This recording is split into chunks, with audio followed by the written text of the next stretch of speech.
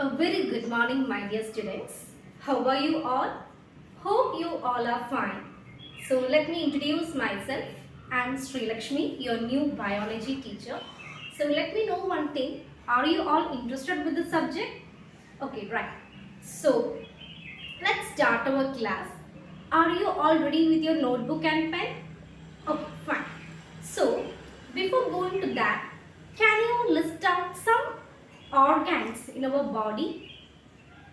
Yes, stomach, eyes, ear, intestine, yes, lungs, liver, etc. etc. Okay, very good.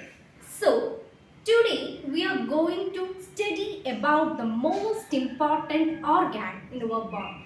Okay, I won't tell the topic that we are going to discuss today. You itself say. Okay, I will give you two hints. The first hint is, it is, as I already said, it is the very most important organ in our body. And second hint is, it acts as a motor pump. Okay. And without this organ, we cannot live or survive. So, can you name that organ that we are going to study today? Yes, of course. Very good. The heart. So, the topic that we are going to study today is the heart. So, let me write here.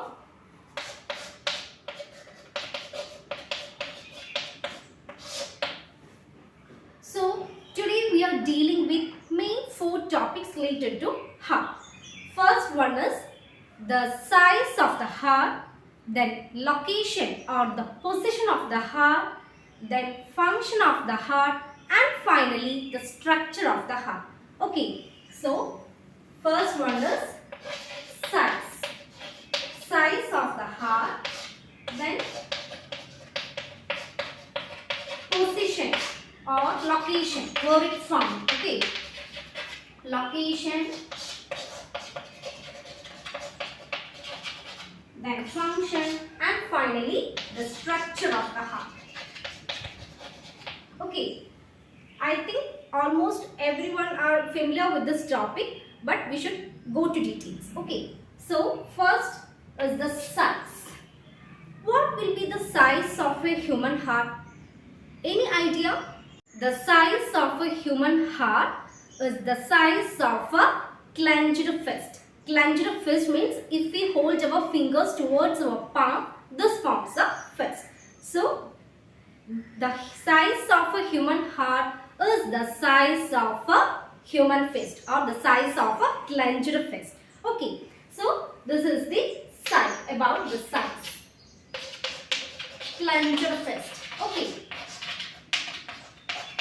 Got it? Then second one is the position or the location of the heart. Just imagine, see, if we have any chest pain or any chest discomfort, our hands will automatically go to the side, right? Whether our hand goes to this side or this side, no, automatically to this side, right?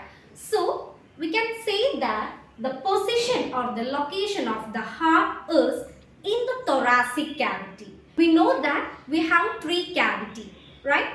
This is the thoracic cavity. Then below that, stomach and all, that portion belongs to abdominal cavity, and below that it is the pelvic cavity. Clear? So, the location or the position of the heart is within the thoracic cavity, and where it found? Between our two lungs and slightly towards left side.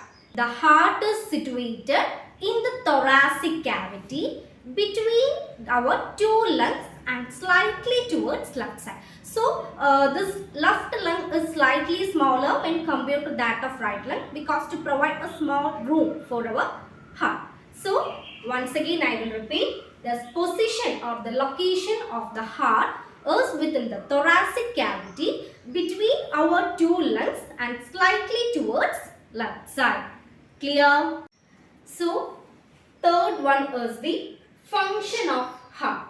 So, at the beginning, I gave you one hint. Do you remember that? It acts as a motor pump, right? So what will be the function of the heart? Just imagine. See, what will be the function of a motor pump? We are using pump in agriculture fields, right? So the motor will function to supply water, right? So in the same way, the function of the heart is to pump. Yes, very good. The function of the heart is to pump oxygenated blood. Okay, so the function of the heart is to pump blood or pump oxygenated blood.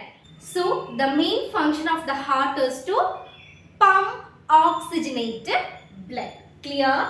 So the heart will pump oxygenated blood to different parts of the body. So the last topic is structure of the heart. Okay, structure of the heart.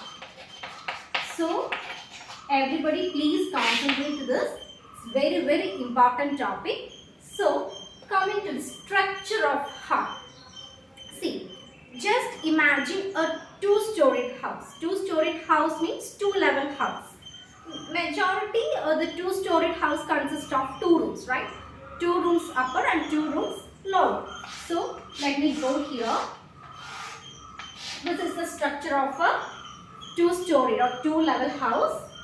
Two upper rooms and two lower rooms. So let me mark here. This is room number 1, room number 2, room number 3 and room number 4.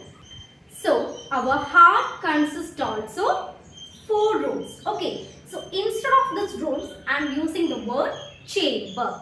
Okay. So likewise,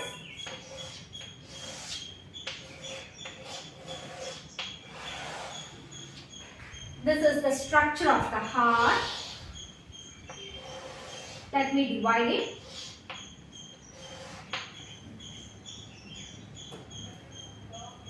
This is room number 1, room number 2, room number 3 and room number 4. So instead of this room, I am using the word chamber. Okay, so this is the first chamber, this is the second chamber, this is the third chamber and finally this is the fourth chamber. Okay, so this is the right side, right? This is the right side and this is the left side. Okay, so let me rub this. So the above chambers or the upper chambers are called atrium. Atrium or we can say auricle. Okay, atrium or auricle. This is the upper chamber. Okay, upper chambers are called atrium or auricle. So this both are atrium or auricle. Likewise, the lower chamber are called ventricles. Lower chamber are called ventricles. So we can name this each chamber, right? This is the right atrium, right? Then this is the right ventricle. Then this is the left atrium. And finally this is the left ventricle. Clear? So our heart consists of 4 chambers. Upper 2 chambers are called auricle or atrium and lower chambers are called ventricle. So total 4 chamber. Left atrium, right atrium, left ventricle, right ventricle. Now we are going to study about the supply or the circulation of blood to different parts of the body. How the heart functions or how the heart works.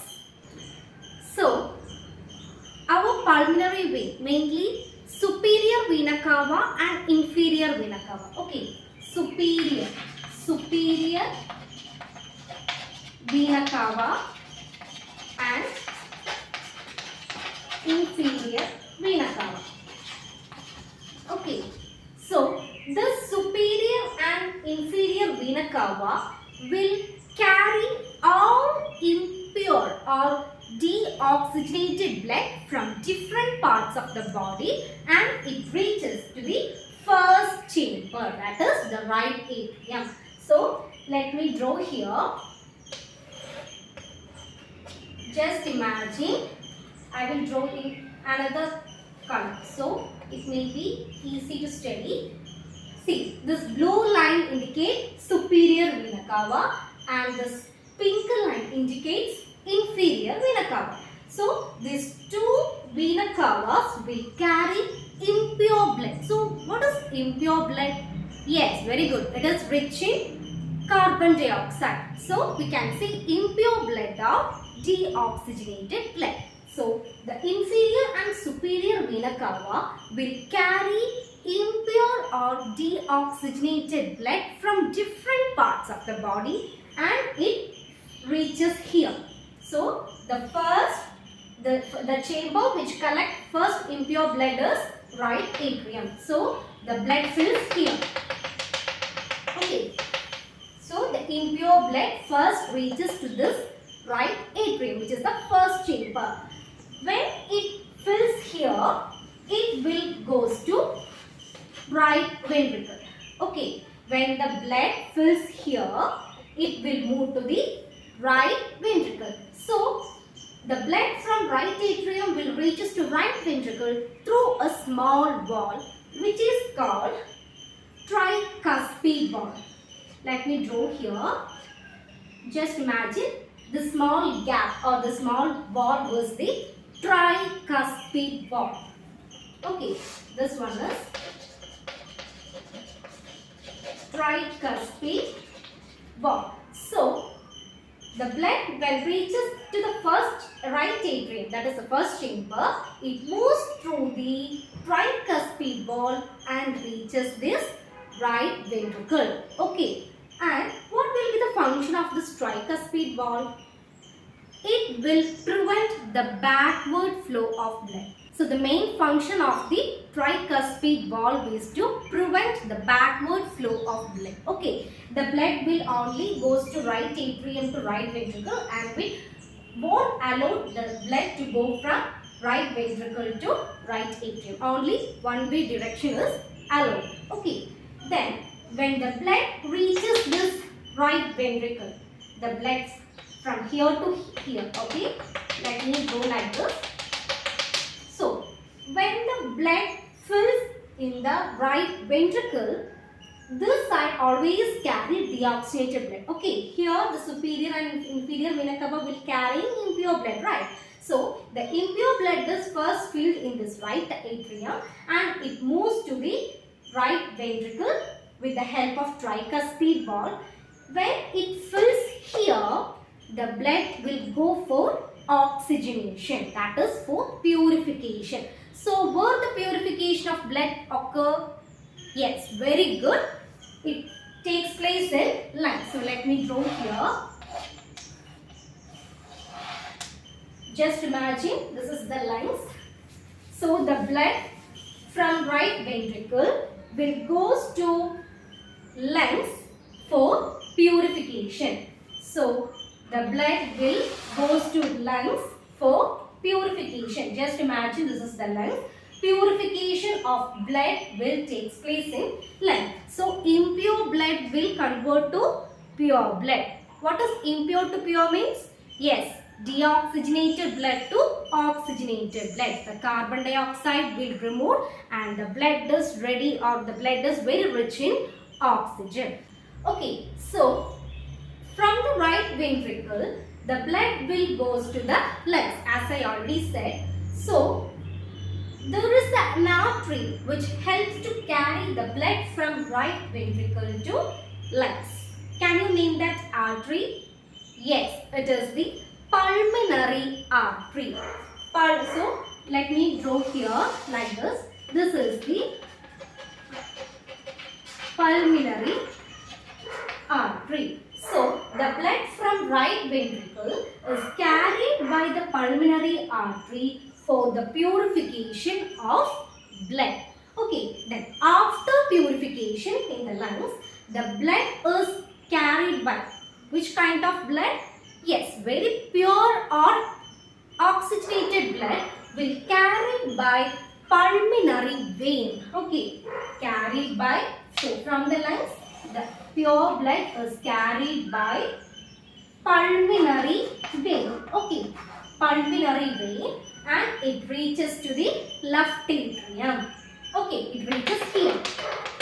Okay, when the blood will fills here, it will move from here to here. As we already said here, the blood when fills the atrium, it moves down to ventricle. So, here also there is a valve to prevent the backward flow of blood, and it is called bicuspid valve. Okay, bicuspid valve. Bicuspid valve. Same function to prevent the backward flow of blood. That means it allows only one-way direction of blood. So, the blood, that is the oxygenated blood, or after purification of blood from the lungs, the blood is carried by the pulmonary vein, then it reaches the left atrium, then it moves down by bicuspid valve and finally reaches this left ventricle. Clear up to this? So finally our blood reaches here. So do you notice any difference in this side and this side? Yes, this side always carry deoxygenated or impure blood. Right side always carry impure blood and left side always carry pure or oxygenated blood. So from this right ventricle, the blood will go for purification in the lungs, and after purification, with the help of pulmonary vein, the blood is carried to left atrium, then it moves to left ventricle. Now our blood is get ready to supply different parts of the body, right? So from the left ventricle, the main artery, with the help of aorta, the blood is supplied to different parts of the body. So from the left ventricle, with the help of aorta, the blood is distributed to different parts of the body. Clear? This is the function, or this is the main structure of the heart. So let me tell once again. The heart consists of 4 chambers: right atrium, right ventricle; left atrium, left ventricle. The impure blood or deoxygenated blood is carried by the pulmonary vein, such as superior vena cava and inferior vena cava, will carry all the impure blood and reaches to the right atrium. From the right atrium, it moves to the right ventricle, and the valve present here is tricuspid valve.